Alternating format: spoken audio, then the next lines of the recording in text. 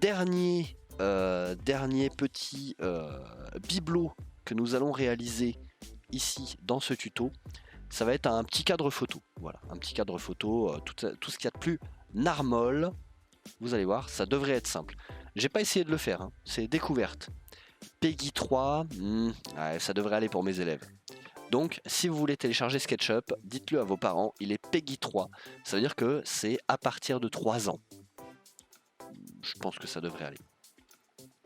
Parce que, avant d'installer des choses sur le PC familial, demandez toujours à vos parents, c'est mieux quand même. Hein. N'allez pas foutre le bordel sur le PC familial qui sert à faire les choses importantes de la vie, genre la compta. C'est important la compta et il faut pas plaisanter avec ça. Bref, j'en étais où moi? Oui, on avait dit on fait un bibelot, genre un cadre photo. PC familial, ça existe encore, bien sûr. Donc le cadre photo, on va le faire là. Donc on commence par faire un rectangle vertical. Pousse-toi toi. Voilà. Donc je vais le faire dans ce sens-là cette fois-ci. On fait un rectangle suffisamment grand pour pas être embêté. Tout à l'heure, je sais pas si vous avez vu, mais j'ai voulu faire quelque chose de trop petit et SketchUp est pas archi fan des choses trop petites quand on n'est pas à la bonne échelle. Donc voilà, on fait quelque chose d'assez grand. L'outil pousser-tirer, où est-ce qu'il se trouve lui? Il est là. Voilà. Donc on fait une petite épaisseur normale, on est sur du bibelot. Donc voilà. Ensuite, je vais faire ici. Je vais faire contre ma face là. Je prends un trait, alors j'ai dit que les traits c'était toujours une mauvaise idée. Là on va quand même s'en servir. Je vais faire un trait là, à peu près au milieu. Voilà. Si vous voulez vraiment mesurer le milieu, vous pouvez. J'appuie sur échappe pour lâcher mon outil. Et là maintenant je vais me mettre au-dessus, puisque je veux faire un trait rouge. Vous voyez? Je veux faire un trait là qui suit ce trait rouge. Vous voyez là, il est déporté derrière. Maintenant, je veux un trait vert. Donc c'est là qu'il faut faire attention. Mettez-vous bien, il faut que vos traits se mettent en couleur pour être sûr qu'ils sont droits, parce que sinon vous n'aurez pas des angles droits et ça va tout foirer. Donc là vous voyez, je prolonge mon trait vert jusqu'à ce que ça me fasse un trait rouge. C'est parce que je suis aligné avec ce point là. D'accord? Tac, et maintenant je reviens ici. Voilà, je me retrouve avec ma face ici. Ah mais que fait-il? Tu vas voir Ishtar, ça va être le méga pied. Donc là on est bien, j'ai ça. Maintenant on prend l'outil déplacer ici. Et là on va prendre juste le point, le coin ici. Et vous voyez je le déplace comme ça, sur le trait vert toujours. Vous voyez ça me met, je sais pas si vous le voyez bien mais ça me met un petit trait vert. Tac, on va le déplacer un petit peu, donc je le déplace de combien? 1, 2, 3, on va dire 3 crans. Je fais pareil de l'autre côté bien évidemment.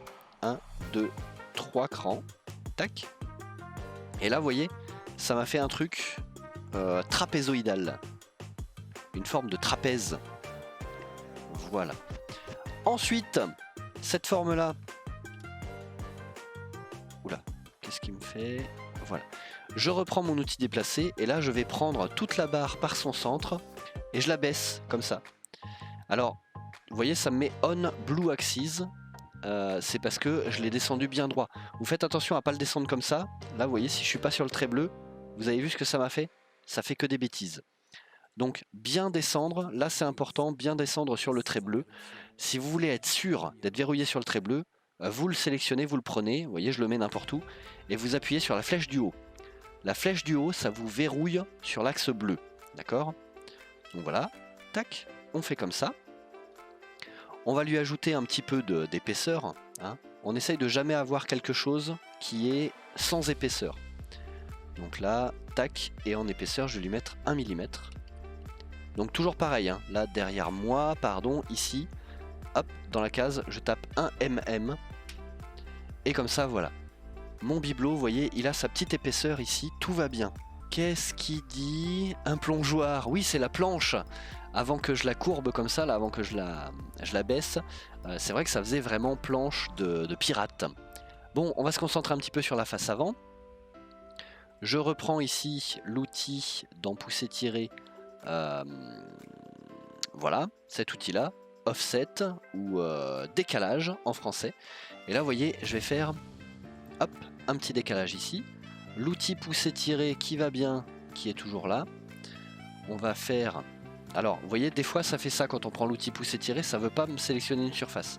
C'est pas grave, on appuie sur échappe, c'est parce que quelque part, il y a quelque chose qui est sélectionné, donc on le désélectionne avec échappe. Là, on va tirer ça, pas autant, on va se remettre à 1 mm. Donc là, je retape, hein. Pardon, je me décale toujours du mauvais côté. Je retape ici mon millimètre. Tac, et vous voyez, ça me fait un petit rebord. Puisque en général, les cadres photos, il y a un petit rebord, ça fait plus joli. On peut peut-être même mettre 2 mm. Donc là, je reviens, je reprends ça. On va taper 2 mm. Je me déplace, voilà, vous le constatez par vous-même, ici 2 mm. Voilà, ça fait un petit décalage plus grand, c'est bien. Ensuite, le prof dans toute sa splendeur. J'ai dit ça, je le fais sans filet, hein. Je ne l'ai jamais fait avant, donc je le fais en direct. Bon, si ça vous satisfait, si c'est bien pour vous, vous le sélectionnez comme d'hab. Vous faites bien attention de ne rien sélectionner derrière, parce que là, vous voyez, ça m'a tout pris, hein. C'est vraiment le bordel. Donc on sélectionne bien que le bibelot ici. On va en faire un composant. Donc toujours pareil, si vous êtes dans un autre fichier, pas besoin de faire un composant, ça vous le fera tout seul au moment de l'importer. Mais si vous êtes, par exemple comme moi, là j'ai ma bibliothèque derrière, je crée mon composant, je vais l'appeler cadre photo, je l'enregistre, enfin je le valide, et maintenant donc c'est un composant, et ce qui est intéressant c'est que maintenant, vous voyez, j'ai les petites... Waouh, joli! J'ai les petites croix ici qui vont me permettre de le mettre à plat. Donc là je peux le tourner assez finement, pour faire en sorte de le mettre à plat. Maintenant je le prends par un coin là, hop, et je vais le déplacer pour le mettre, wow, doucement, ici. Je peux le tourner. Alors ouais, ça va être un petit peu chiant par contre. J'aurais pas dû le tourner tout de suite. C'est pas grave. On va le remettre droit. Voilà. On va commencer par le tourner là, pour le mettre un petit peu face à nous. On va peut-être même le tourner comme les lunettes. Avoir des choses trop droites, c'est pas naturel. Avoir des choses trop droites sur un meuble, à part quand on est vraiment maniaque, ça le fait pas. Donc voilà, on le tourne dans le sens qu'on veut, et après on le reprend par là. Non, avant de le tourner, je vais aussi le réduire un petit peu. Donc on reprend l'outil mise à l'échelle, on va le réduire un petit peu comme ça. Voilà, c'est mieux.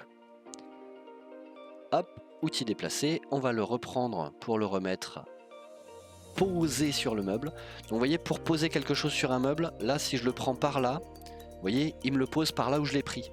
Donc si je veux qu'il ait l'air posé sur le meuble, je le prends par le point le plus bas. Et là, hop, je le déplace et c'est bon.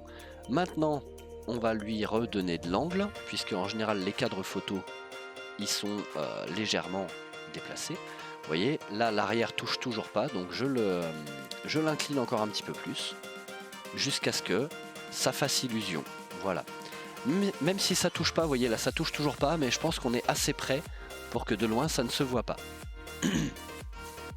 Voilà. Alors, c'est pas beau? On va reprendre un petit livre, outil déplacé. Oh, les raccourcis clavier marchent pas, je suis déçu. Outil déplacé, on appuie un petit coup sur CTRL. Hop, on va le mettre sur l'étagère du haut. On peut le déplacer à notre guise, comme la pyramide. Est-ce que vous l'avez celle-là? Hop, le haut c'est un petit peu mieux rangé, on va dire que c'est mieux rangé. Je le prends par le coin ici, je le duplique, je le déplace. Je le reduplique, je rappuie un coup sur CTRL. Hop.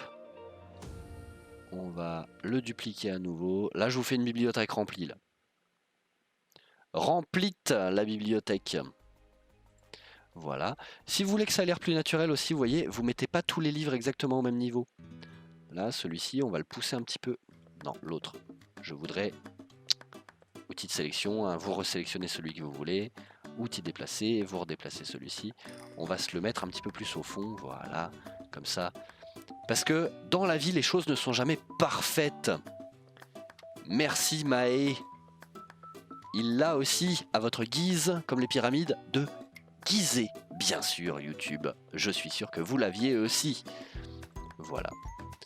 Voilà. Si on veut que tous les livres ne fassent pas la même taille, toujours pareil, on prend l'outil mise à l'échelle. Et là, on peut réduire un petit peu la taille d'un livre. On le remet devant avec l'outil déplacé. Enfin voilà, ça c'est vraiment pinailler, c'est vraiment juste s'amuser un petit peu quand vous avez le temps. Quand vous avez fini le travail avant tout le monde, vous faites ça. Je vous assure que votre prof, il va halluciner. Voilà, juste, il va halluciner, hein, je pense. Moi franchement, j'ai un élève qui me fait ça, juste, j'hallucine. Voilà, vous voyez, on colle les livres, on n'est pas obligé. On reprend l'outil de sélection, on clique à côté pour bien tout désélectionner et c'est parfait. Si vous êtes sur un SketchUp qui est installé, je vous ferai un autre tuto, ce sera dans une autre vidéo. Mais vous pouvez appliquer des textures. Donc là par exemple, au lieu d'avoir juste un cadre vide, vous pourriez tout à fait avoir un cadre avec une photo dedans. Pourquoi pas? YouTube, si ça t'a intéressé, si tu as appris des choses, tu peux laisser un petit commentaire, tu peux laisser un petit like aussi, ça fait toujours plaisir. Tu peux t'abonner à la chaîne si tu veux demander d'autres tutos et ne pas les rater par exemple. Soyons intelligents. Et puis voilà. Je vous dis salut YouTube et à une prochaine. Ciao. On coupe.